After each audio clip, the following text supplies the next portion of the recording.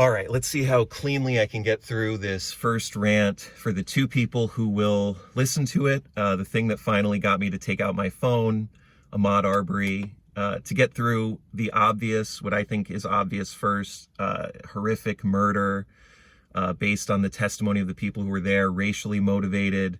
And what stood out to me and what I hope stood out to other people was just how long this went on for. To be chased and hunted down for that amount of time must have felt like an eternity. It's horrible.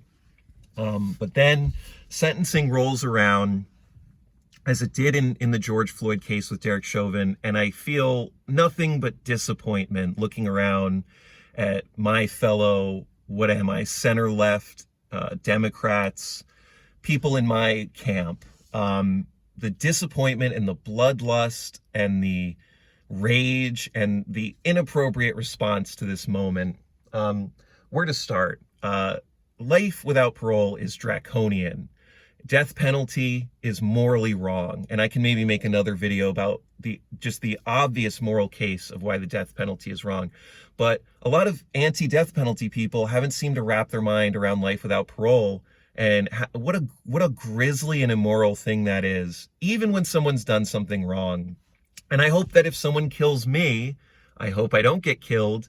I hope if someone kills me, they do not spend their feeble final days, a different person than who they were when they committed that crime, behind bars. There is such a uniquely American and disgusting bloodlust and vengeance boner for this stuff. And you know, it would be one thing if it was coming from the right, but it's the people who want to reform the system. It's the people who want to tear down the judicial system. It's the John Oliver types of the world dancing on TV, talking about how America's prison systems are broken. And when it comes down to it, when it's a real test, not an innocent black kid who stole a backpack and got sent to Rikers Island, which is an easy test. That was horrible. This is a hard test. These are bad people who did something horrible. And you still have to see the humanity in them. You have to see the humanity in Arbery and them. And it's hard. It's hard to do that. All of the endless comments, and these aren't just random YouTubers, these are big social media accounts and just random comments praising the prosecution and the judge. And for some reason, this love of people who act robotically, like somehow that's a virtue. I don't know that you'd necessarily want an overly emotional judge, but he states the facts. This is a professional man. This is a man, and just all this erect like praising of this guy. That judge, what is he? A 50, 60-year-old Georgian white guy? I mean, he's not your friend. You don't have to demonize him. You can agree with his decision. Let's all try to be civil here, but this dude is the problem. These prosecutors, these lawyers, these judges are the problem. And just because they issue a ruling you happen to agree with, it's not time for a ticker tape parade, okay? These are the people who have made the system what it is, which is one that deeply needs reform. Something else I want to talk about is, I'm just going to quickly shoehorn this in, the Capitol riot.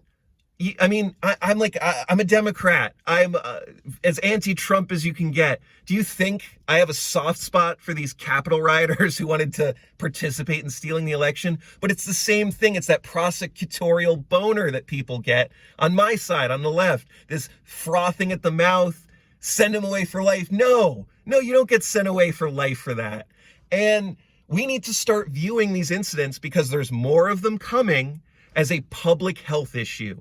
Those people would not have been there if it wasn't for social media, if it wasn't for people at the highest level in the government, at these tech companies, intentionally cultivating this behavior. That does not mean they're off the hook. That does not mean they're good people. It does not mean they're innocent, but more of this stuff is coming. And I understand you can zoom in on one of them. You can take one of them from the crowd and say, this individual is gross. This individual spreads COVID lies and election lies, and they're a racist. And individually, but as a group, they're there because of bigger forces that need to be addressed.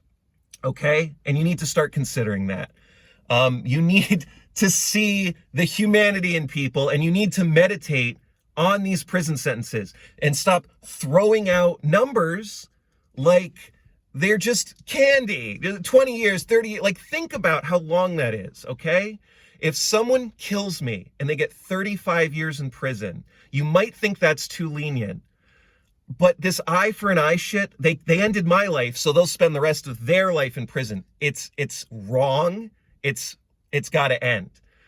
You take away decades of someone's life, and their life is functionally over. And what you would hope for in a humane system is that they have some time at the end of their life to maybe recoup, to maybe experience a little bit of freedom, to gather something of the remnants of their life and not die in a concrete wall with bars on it.